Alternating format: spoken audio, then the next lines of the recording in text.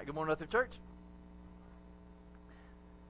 We saw a little bit of sunshine, and I know that it's all good. And there's something about sunshine that kind of brings a little bit of joy into our life because sunny days kind of makes us think that spring is around the corner, although we still got some time. I know that in our house, with the house full of girls, they love flip-flops. That's what they want to wear all the time. If you could get snowshoes and flip-flops, that's what they would wear during the winter.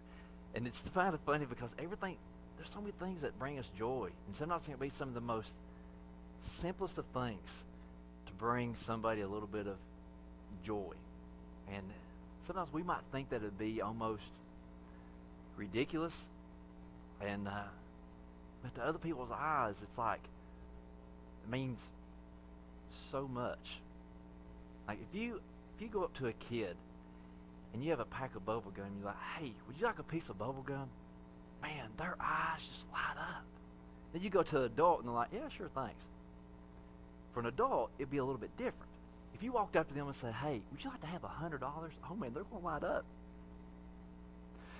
If you offer them a piece of bubble, yeah, they may take it. But see, that's just a difference in people and different age and how life kind of comes at us. There's different things and different people that can bring us joy. And here we are, we're kicking off this month, and it's February, and kind of dedicate a focus to like the month of love, or we kind of set it aside to where we're focused on pretty much the intimate relationships of our life, particularly the first part of the month until February 14th. That's the Valentine's Day, and we really try to emphasize on that relationship, the love of our lives, those that are intimate into our lives. And those are joyful. Those are joyful. Although it's not all joyful, is it? That's what we spent last month talking about. That as we go through life and experiences, some things, they try to take our joy away. But we can have joy through suffering. But what about relationships? When it comes to relationships, I've got some relationships in my life that are really joyful. I really enjoy them. They look great. When I see them coming, I'm going, oh yes. But we also have those relationships in our lives that do not bring us joy. And we see those people coming and we're going, oh no, not them again. And we all have these relationships. And some of them we can get out of, while others, we are stuck in them. Right? So where does our joy fall into that? So we think that the term, joyful relationships, whenever we think of this description, is that something that we can have, these joyful relationships? Can all relationships be joyful? How can we have joy through relationships when it seems like there's so much that can complicate that? So much that can really hinder that. I mean, we all have relationships. And there's sometimes I get fed up with them and I almost wish that I was in a bubble. And sometimes we might try to fall into that trap of trying to isolate ourselves to live in a bubble. But you have to deal with people. And you're like, no, I don't. I've secluded myself. I don't have to deal with anybody. But you do, because you're going to have to get gas at some point. And now we don't have gas attendants. We can just go, put the card in, pump gas, and leave, and never have to interact with anybody. But you're going to have to eat. So you're either going to have to get it from a restaurant or from, a grocery store. So we're going to have some interaction with people. At some point during our week, we have these interactions because we have to have relationships. Some are really close and we're really tight with, and others they may be a little bit more distant, but we all have these relationships. And so the question is, can we have joy through these relationships?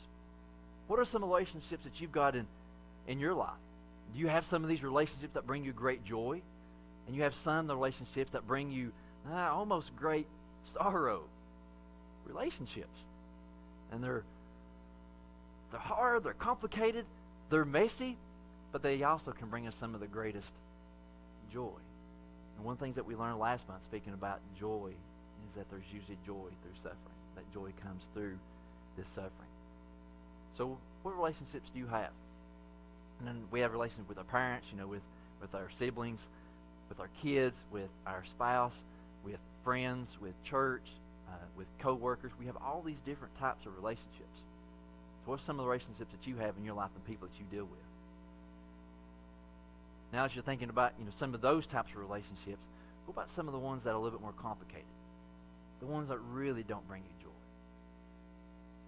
The ones when you see them coming, you do say, oh no, or you try to hide or pretend you didn't see them. There's not a clear guide in the Bible to these types of relationships. There's not a clear outline about how we can kind of trudge through them.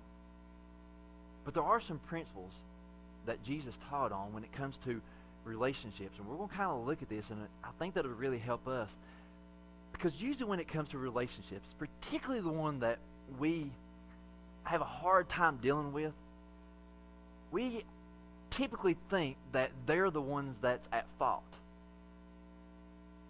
When in fact, all relationships start with us. Matthew chapter 7. If you have your Bibles, turn with me. And Jesus, he taught them this. This is a part of his Sermon on the Mount. And this is a fantastic example of what we can do with these relationships. And it's kind of hard. And we try to hold people. And we try to fix them or change them or sometimes even manipulate them. And as we dig in the Bible, we want to see that Jesus had some other things to say about it. So Matthew chapter 7, start with verse 1. He says, do not judge so that you won't be judged. For with the judgment you use, you will be judged. And with the measure you use, it will be measured to you. So from Jesus' Sermon on the Mount, the first thing he tells us about relationships is like, guys, don't judge. Don't judge. And it is so hard because it's ingrained in us. As soon as we see someone, we start sizing them up. And what we have in our lives is we have this measuring stick. And when we see somebody, whether their appearance, their clothes, whatever, their kids, we start sizing them up and see where they're at. We start, and this is kind of where we got to be careful. We're judging them. And we're kind of just seeing where they're at and seeing where we're at, and this is what we're doing. Now, you don't actually carry around a yardstick and going around, but mentally, you have a measuring stick that we typically use. And what Jesus is saying here, and he knows this, and he's saying, do not judge so that you won't be judged. And what he's saying is, be careful what you're measuring. Because whatever you hold people, whatever you're measuring people up to, you're going to be measured by. And have you ever been measuring something, maybe using something small, so this goes to 36 inches. And it's like, I said, a measure stick, yardstick. Man, I'm going to need something bigger. So we measure people up, like, man, there's so much going on in their lives. And we're measuring up, man, they got this wrong, or this, and this, and this, and maybe you need something a little bit bigger. This will go to 25 feet. Man, and we'll just start measuring up. Oh, man, have you seen their kids? Oh, man, look at their car, how messy it is. Have you seen their yard? They don't ever mow. They need a goat at least. Lord, help. Man, they could pressure wash their house. Oh, man, look at all this stuff going on in their life. We'll start measuring it up. Oh, I got 7 foot and 2 inches that time. We need to be very careful. And Jesus is saying, whenever you're starting to measure somebody up, whenever you're starting to judge, be very careful. Very careful. And I'm going to put it in even simpler terms. We need to be very cautious about how we're measuring people up to standards that we ourselves are not meeting. Let me say that again. We need to be very careful that we don't try to hold someone else to a standard that us ourselves are not keeping. It's kind of hard, isn't it? It's even hard to choose because sometimes we like to think that we're doing better than other people. When in fact, we're only seeing a small little glimpse of others' lives. They're coming in and they're coming out. They're coming in and they're coming out. We'll see them for a minute here and we'll see them for a minute here. We'll see them for a few minutes over there in a certain environment, then we'll see them somewhere else. So Jesus is saying here now, be careful when you do this. So don't measure others to a standard higher than what you yourselves are at. We might be holding someone else at a big high standard, but us ourselves, our standards are maybe a little bit lower. He's saying be careful with what you're doing. And to reinforce this, Jesus says something kind of hard to hear. Verse 3, he says, why do you look at the speck in your brother's eye but don't notice the log in your own eye? So I've got a 4x6 here. This is my log. Jesus is telling us, he's telling the people here that we're judging, we're measuring everybody else up. Yep, I'm seeing what you got here. You got blah, blah, blah. He's saying, you're measuring everybody else, and they've got a speck of dust in their eye, and you got this bad boy in yours. Now, this, it didn't dawn on me, and I usually do these things in advance, and I'm praying over it. This 4x6, watch what I can do with this. He's saying, this is what you got in your eye. I can measure this. I can measure this. This is 5 foot and 10 and a half inches. I can measure this, okay? But he's saying, this is what's in your eye, okay? This is what you need to work on. This is what you have got going on. And what I also got here is, I got a little bit of sawdust.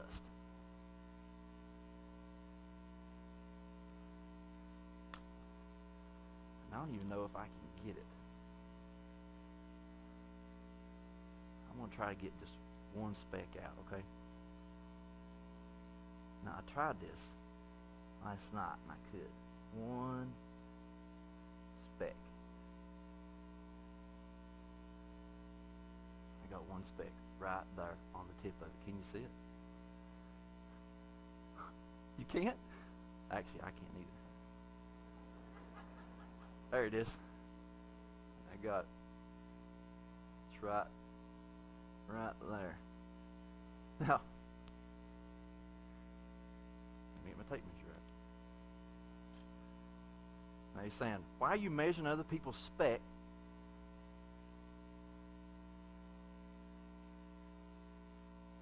Man, I can't even measure that. I barely can see it. But he's saying, we're trying to do this to other people. When you got this big bad boy in your eye. This. So what he's saying here is that one of the things that complicates relationships is that we are trying to judge others and get their little speck out of their eye that you're probably going to need a microscope to be able to see when you've got a big bad boy in your eye, a big beam, calls it a log. King James says a beam. This is a 4x6. I mean, this thing is a honking piece of log that you need to work on. But yet we're trying to get a little speck out of somebody else's eye. But you see how this complicates relationships? Let's look at husband and wife. Yeah, but if you would just do this, and if you would just do this, and if you would just do this, and what we're trying to do, we're trying to get this speck out of their eye when you've got all this that you need to address. That's what Jesus is talking about here. Look about people and friends that we have in our life. Oh, man, if they would just do this with their kids, or, man, if those were my kids, I would beat the daylights out of them until they minded me. But then your own kids are wild as can be. We'll start, he's saying, no, you got to look at home. You got to look at your own. Look at your own. Look at your own. Because you've got this to work on. Man, this is over 5 foot of work right here. And you got a small little speck right here that I couldn't even measure. Why do you want to judge?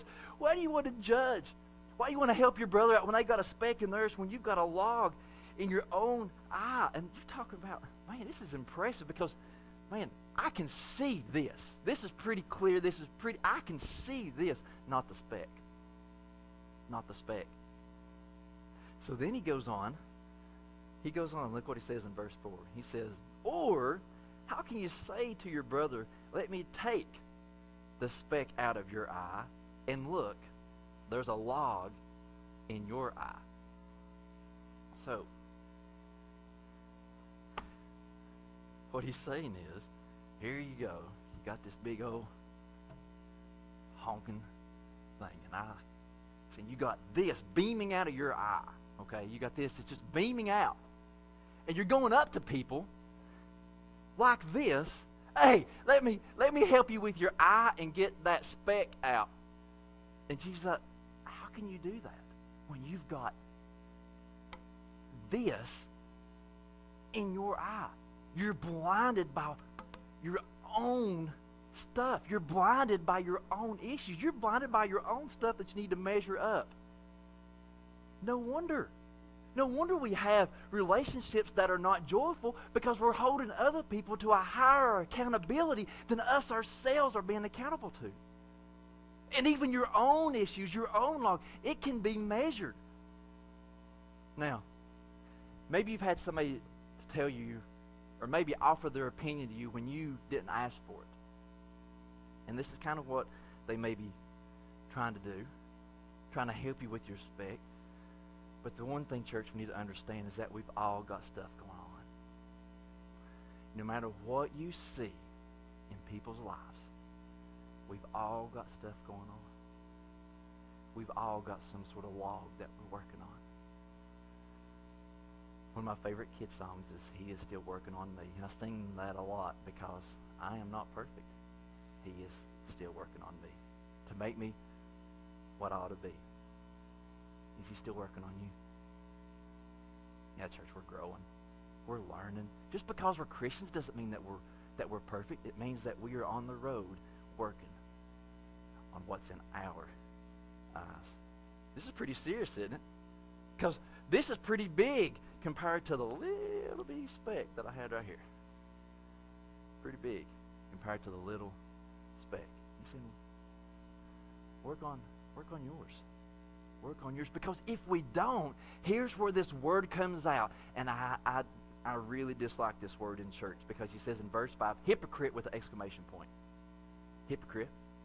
If all we're doing is pointing out other people's flaws and other people's problems without addressing our own, he's saying hypocrite. Hypocrite. This is why people say that the church is full of hypocrites, because we need to admit, we need to confront our issues. Church, it's okay to struggle, but I really believe it's not okay to stay there. We've got stuff we need to work on. We need to claim it, work on it, and so we can move on. And church, some of this stuff we're going to be working on a lifetime. We got stuff to address. We got stuff to work on. Work on your beam. He said, work on your beam. Hypocrite. So he says, first, take the log out of your own eye, and then you will see clearly to take the speck out of your brother's eye. Take the speck out of your brother's eye. But you first, got to take the log out of yours. First, you got to do this. Don't be the hypocrite. He's saying, examine yourselves first. Examine yourself first. We need to address the log. We need to work on the log, and then we can work on the speck. Then we can try to help others. Because I look around, church, and I see so many people, so many Christians, so many parents, so many workers. I see so many people that have no joy about them. And I believe that we were meant to experience relationships that are to aid us in our joy. Now, let me go ahead and first making sure that this is cleared up. At some point in time, every relationship will be challenged. Every relationship will be challenged. I'm talking friends, talking co-workers, church family, marriages. Your relationships will be challenged. Every one of them. And a lot of times when these challenges come, what we're looking for is an escape route instead of working on our logs. Instead of working on our issues. Because, church, if we don't ever address them, they're still going to be there. We have to address them. We have to look at them. We have to examine them. And that's what Jesus is saying here. He said, first take this log out of your own eye, then you'll be able to see clearly to get the speck out of your brother's eye. Where's the joy? I think the joy comes through the process. Man, sometimes it hurts. It hurts. I mentioned to you the other day that I had a thorn stuck in the top of my head. And yesterday, I was playing with my log here, and I got this splinter that went into my thumb, and it broke off. And so it was down deep. So I did what every man does, I got out the pocket knife and I started digging that out. And the process was painful. It hurt so bad. But I kept digging, and I kept digging. The sensible thing probably would have done would have get like a needle and maybe, a pair of tweeters, but no, we're going to get that bad boy out. So we toughed it out and got that out. But what's amazing is that as soon as that splinter come out, it was instant relief. The process may be painful. Working on your log, working on our issues that we got, working on the things in our eyes, the things that's going on in our head, things going on in our family, the process may be painful, but the result is joy. Joy. So again, I tell you that most of your relationships, I think all your relationships, they're going to be challenged. They're going to be challenged. And sometimes we think that the easy way out is just to get out. Just whatever it takes just to get out. That's not always the easiest case. That's not always the best case. Because sometimes we're still carrying these logs around us to the next relationship. And then to the next one. And then to the next one. So he says, do this so that we may be able to see clearly, take the speck out of your brother's eye. Does this resonate with anyone? Does this resonate with you that sometimes we're afraid to associate with people because they got logs that they're working on? We see in these specks in their eyes and like, man, I just don't know that I can be close to that. Well, look at what he says in this next verse. This is verse 6. Don't give what is holy to dogs, or toss your pearls before pigs, or they will trample them with their feet, turn and tear you to pieces. Now, once we've examined ourselves, once we are working on ourselves, here's where the caution comes in. Because sometimes when we have or we are working on our issues, we're working on our log, we're working on what we've got going on in our life, and we're trying to help someone else out. We're trying to help them address their issues. Sometimes they don't want to hear it. They might not like you, and this is sometimes where we butt heads. And they think, oh, you think you're better than me because you go to church? Oh, you think you're better than me because, you're working on this stuff? And it's not like that. But what he's saying here, we need to be very cautious of the people that we're around. Because sometimes they might not want to hear the word that we're having to say. And this is why he says, don't give what is holy to dogs or toss your pearls before the pigs. Not everybody is going to hear our advice. Not everybody is going to accept our invitation to church. Not everybody is going to accept or even listen to our input. They might not. But does this mean that we can't associate with people? If we disagree, now this is very different in our day and time in which we live. Because I grew up with this mindset, this mentality, that it is okay to disagree. I can still love you and disagree. We can still be friendly and cordial. As a matter of fact, I guarantee you that if we were to order pizza in here, there's going to be some disagreements. Because some of you think that vegetation does not belong on pizza. Others of you love fish on your pizza. We're praying for you. We're going to disagree. We are going to disagree. Some of you love fish. Others of you can't stand the smell of it. We're going to disagree. But am I going to just disassociate from you because you don't like vegetation on your pizza? That sounds like I got a log to work on. Does it not? If we can't love people and disagree, then we have got a heart problem condition in our own lives. We do. But this day that we're living in, that's frowned upon. If you don't agree with me, we can't be friends anymore. We can't be friends. You mean you like to hunt and fish? We can't be friends. We can't associate. You mean you whip your kids? Oh, we don't do that. We just talk to ours and said we can't be friends anymore. We disagree. Church, we're going to find things that we disagree on. And that's okay. We all have opinions and ideas and thoughts, and we're going to disagree. But what Jesus is saying here is not that we kick people to the curb, but that we use caution with the people that we surround ourselves with. That we use caution. this is probably one of the most important things that I think my parents were really tried to impact us with, was to be cautious of the company that you keep. Now, this means that you can be acquaintances with so many people, but there's a big difference between an acquaintance and a friend. Is there not? I know lots of people, but they're not my friends. All because of Instagram, I'm following John Cena. He doesn't know what kind of pizza I like. I know what kind of pizza he likes because I saw it on Instagram. But that don't make us friends. As a matter of fact, we're not even acquaintances because he doesn't know who P.J. Johnson is. I want you to understand that as we go through life, our relationships are going to be challenged.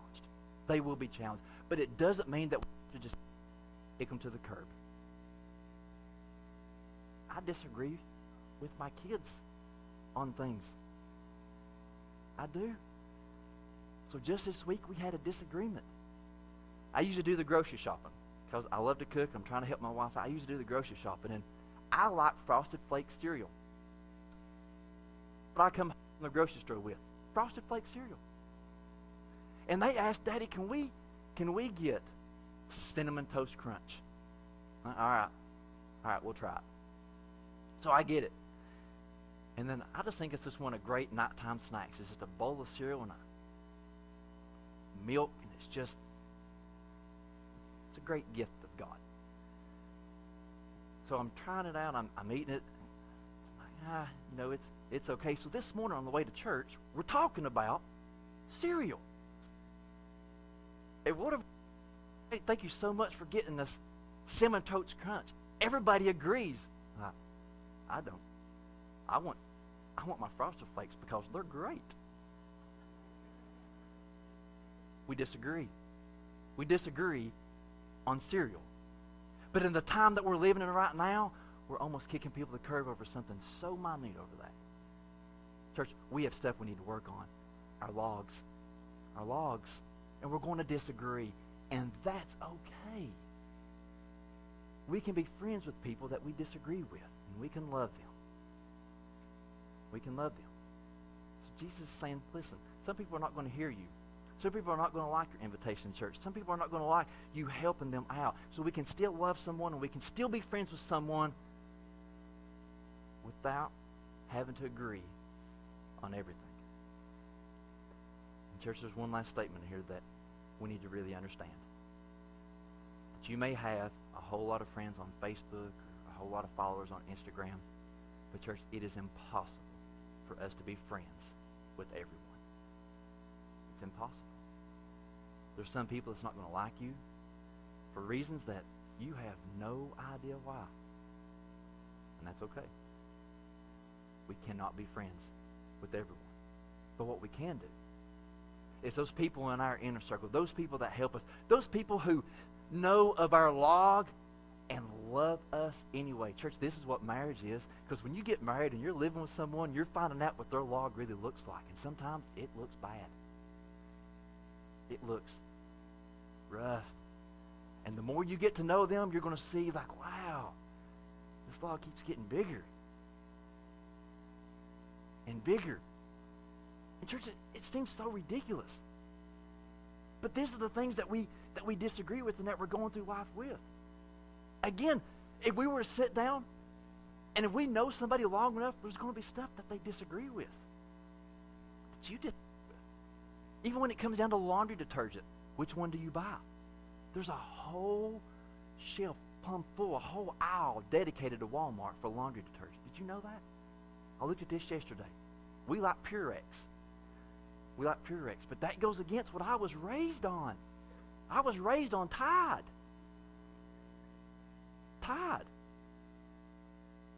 Now, whether you use Tide or Purex, the fact of the matter is, I want you to wear clean clothes. It don't matter. Does it? But see, whenever we're living with someone, when we're married, these are some of the things that you gotta go through. I remember one of these first things, and I know that this seems so minute, but we struggle with this. When me and Amanda first got married, again, I was raised on Menthodent. And it had this little stand and everything, and you just pushed on it. It was nice and clean and all that. Amanda wasn't raised on that. She didn't like the taste and the stinging peppermint. She wanted to use the squeezed tubes. Man, that was a little weird. But we had to work through. Like, you know what? If you want the squeeze tube, we'll do it. We'll do it. Because we're learning people. We're learning about the logs that they got. And it seems so crazy, does it? But we put so much emphasis on this. And I'm really focusing on what goes on in your house, because we can make a big deal about where the towels go after you take a shower. The towel can either go on the floor. Sometimes it stays in the shower. Sometimes it gets hung up. Sometimes it gets just thrown in the hamper even though it's wet. We all got different issues here. And you know it to be true, that we have to work through those. We're learning people's logs in church. I've seen so many different people argue and fight over something so minute, but even us as adults, we're doing the same thing. So what do we do? What do we do when we're at odds with people? What do we do whenever it feels like the people that we're closest to, that we're disagreeing with, and we're seeing this log and it's supposed like, man, I don't like this. It's no coincidence that he brings up verse 7. Now look at this. He says, keep asking, and it will be given to you. Keep searching, and you will find. Keep knocking, and the doors will be open to you. Church, he's talking about prayer. Prayer, talking to the Father. And there's relationships that you have in your life that as soon as you see somebody coming, you say this, dear Lord, help me. Help me. Because we need to pray for one another. Church, we need to pray for the people that we love in our life, that God would bless them as they're working on their logs. And sometimes we need to pray for us like, God, help me to accept people. Help me to love them anyway. Even though we disagree, even though we may butt heads. Help me to love them. Because no relationship is going to be perfect. We will let each other down from time to time. Because we're holding people to a standard. Measuring them up and seeing where they're at. What can we do? He says, pray. Praying for yourselves personally, because you need to work on your log. So he's saying here, pray. Keep asking. He says this repeatedly. Ask, search, find. Ask, search, find. Just pray and pray and pray. Church, we need to be praying for ourselves first. We need to be working on our log first. Pray for ourselves, and then we can start focusing on praying for other people and what they've got going on in their lives. But church, we have got to work on our log. It is not your job or your responsibility to fix others. It is not your job or responsibility to fix others. What are we supposed to do? Jesus said we need to work on our logs. You need to work on your problems. You need to work on your issues. And when we do, as we do this, as we go through life, we're going to see that we can love people that we thought may be unlovable. Also, what this does, it makes you really appreciate those relationships that are not really hard work. Those that you really enjoy, that really bring you joy. Because there's people in my life that I care deeply about. And if they needed anything, it didn't matter. I'd call and they'd be there. Do you have people in your life like that? That all you got to do is just let them know. And it doesn't matter what they've got going on. They'll be there. You may not have a whole room full of people, but do you have one or two people like that in your life? Church, it comes through working through stuff.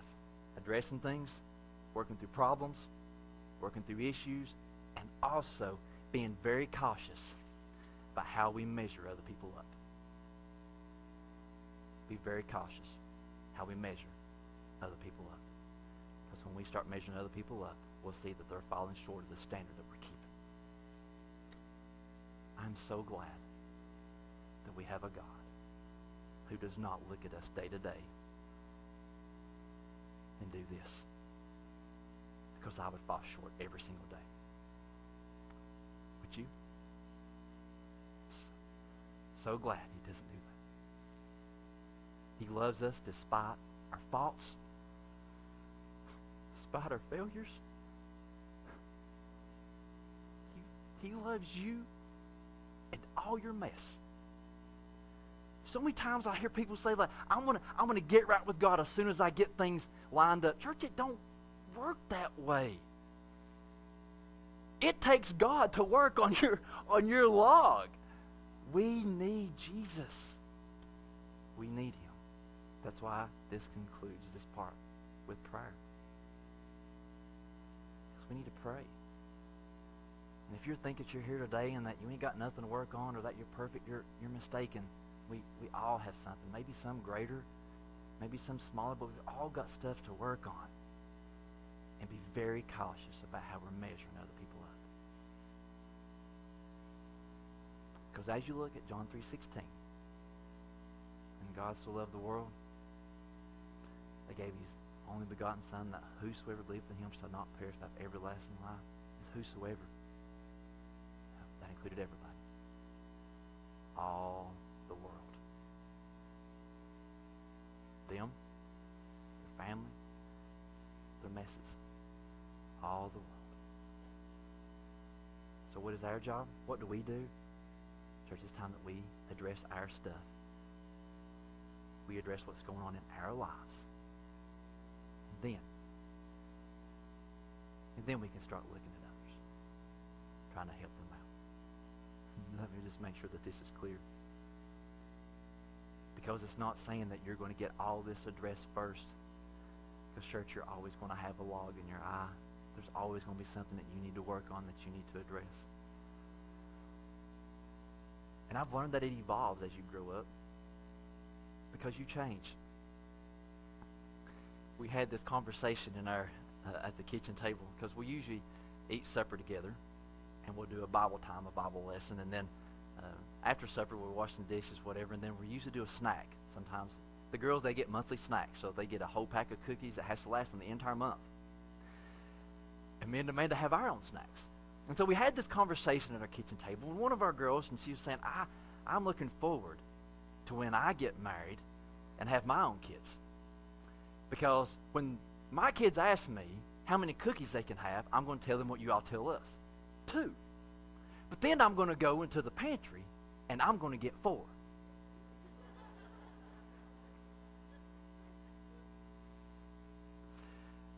I remember having the same conversation with my dad growing up, my parents, and we had to eat things for supper that necessarily we didn't like, whether it be green beans or broccoli. And I remember saying something similar to my parents. And man, I cannot wait till I get older and have a house of my own and get to fix my own food.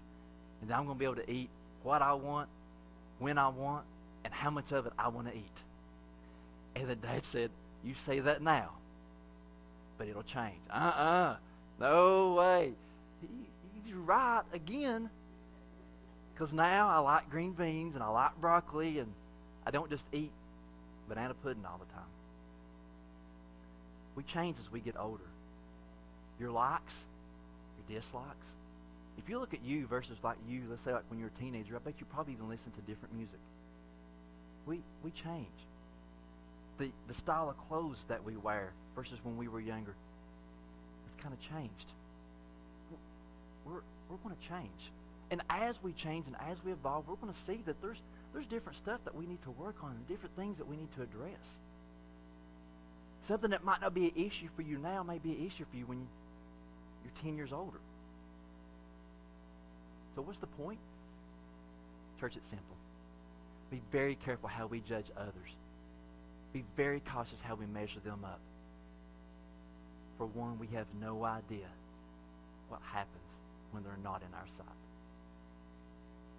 Be very careful how we judge others. And what Jesus said was that you need to first address your log. This means, church, that we need to pray for ourselves and work on this. And then secondly, it's time for us to pray for others. For the people in our lives that bring us joy, and for the people in our lives that we have with. The people in our lives that we have to have these encounters, to work through. We pray for them. And as we pray for them, seek opportunities that you may be able to offer. Sheds a light where you can address that speck. Because there are times that we need to call someone out.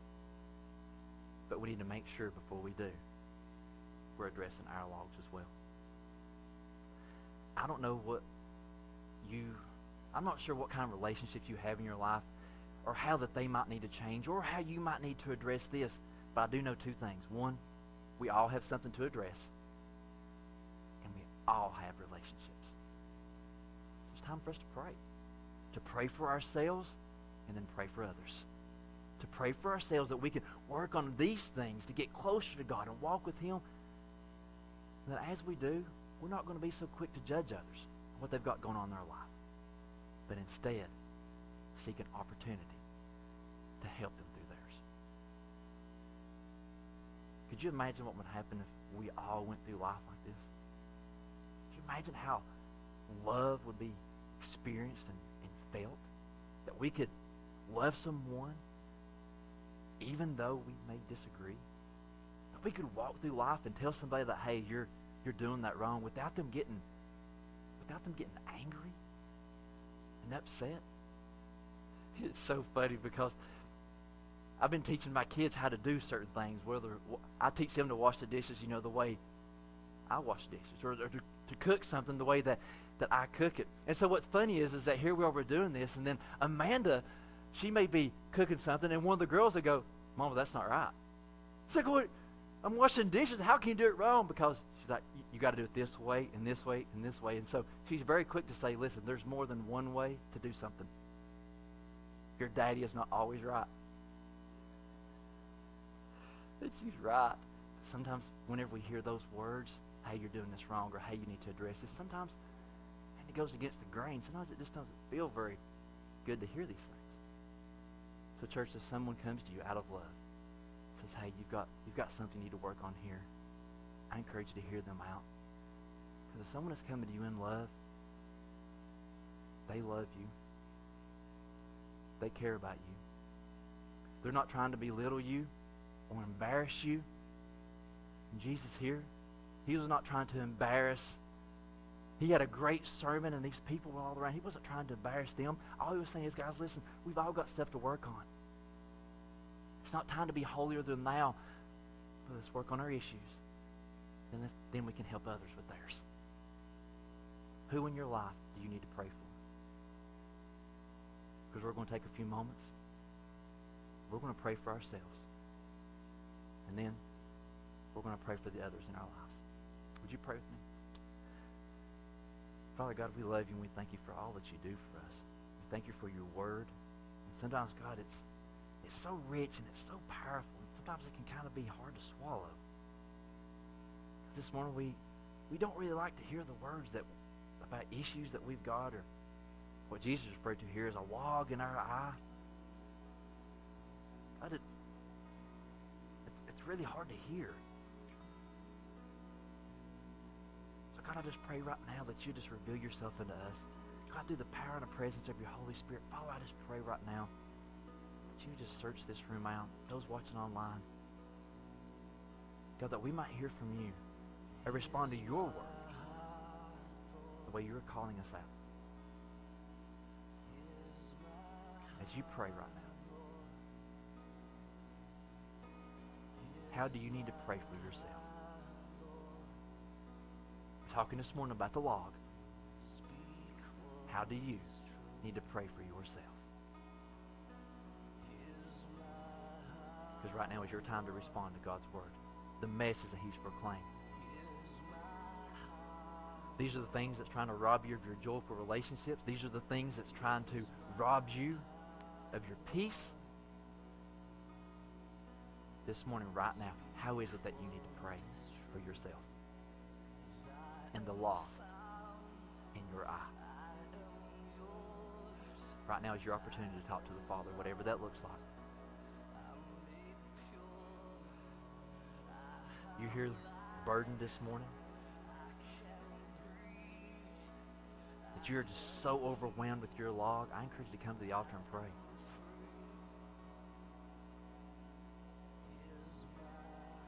Just right now. The altar is open. And right now is just an opportunity for you to talk to the Father about what's going on in your life. How is God speaking to you this morning? Just talk to him right now, church. About the things that you need to address, about your log that's in your eye. Right now, just talk to him. Let him know what you're experiencing, what you're struggling with. Ask him to help you.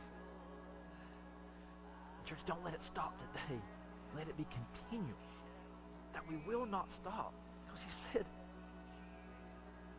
in verse 7, just keep asking, keep seeking, keep knocking. The door will be open to you.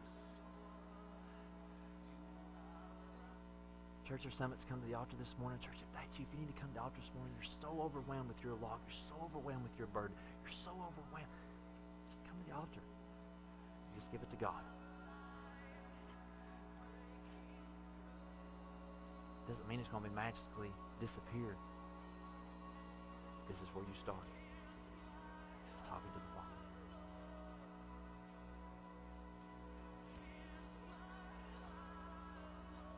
As you're talking to the Father about what's going on in your life, the log, ask him to help you. Lead you and guide you. As you go. God, we thank you for speaking to us. And we know that we have this area in our life to work on. Help us, God. That we won't stop today. But that we'll keep verse 7, that we'll just keep seeking, we'll keep asking, we'll keep knocking. God, we're just going to keep praying as you move and work in our lives. God, just keep revealing yourself in us that we may be more like you. As you continue to pray, and when I ask you this morning, is there someone in your life that you need to pray for? Is there someone in your life that you need to pray for? That maybe you've had a hard time with, maybe it's a hard time about measuring them up. Maybe sometimes you see them, they just immediately, as soon as you see them, your joy is just gone. Church, who's it this morning that you need to pray for? Every couple here this morning, I encourage you to take this as an opportunity to pray for your spouse. Every parent here, I encourage you to take a moment and pray for your children.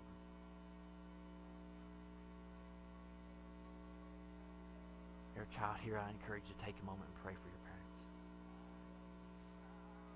Who is it you need to pray for? Right now, just lift their names up to the Lord. Just call their names out. Just lift them up to the Lord.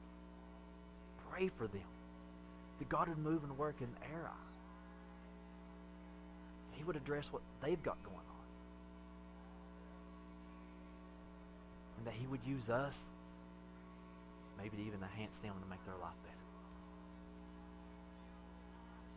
Because we don't want people to look at us and to say, oh no, here they come. We want people to look at us and say, we're so glad that you came. God, we thank you for the people in our lives, and some are more complicated than others. We thank you for these relationships, God, and some are more joyful than others, and that's okay. Help us, God, that we will do our part. That others' lives will be better because we're in it. And that our lives are better because other people are in it. God, forgive us for the times when we try to hold other people to be perfect when us, ourselves, have fallen short. But help us, God, to continue to remember that verse 7, that we'll continue to pray for ourselves and others, that we all might walk closer to you, that all of our relationships might bring us more joy. Father, I pray for every marriage here. God, I know that Satan does not like that. He wants to seek to attack any way possible. God, I pray that you would bless them in their marriage. Help them to bind close together. Father, I pray for all of our kids. And help us to love on them and to raise them in a way that prepare them for your work. And they might be ready to take on the world. And God, they're going to be looking to us for examples in relationships. How we treat others. How we treat people that we don't like. How we treat people that are difficult. God, may they see you in us. That your light may shine bright. Father, I pray for everyone here. We're fixing to leave church. There's a big world out there. And we do have an adversary. And he is seeking to destroy us, to rob us of our joy. He's seeking to hurt us. Father, I pray for strength. Help us, Father, as Ephesians teaches us about your armor, that we may be able to wear it, be protective of anything that Satan throws at it. And God, our goal is that when people see us, they see Jesus. We thank you, Father, for your word.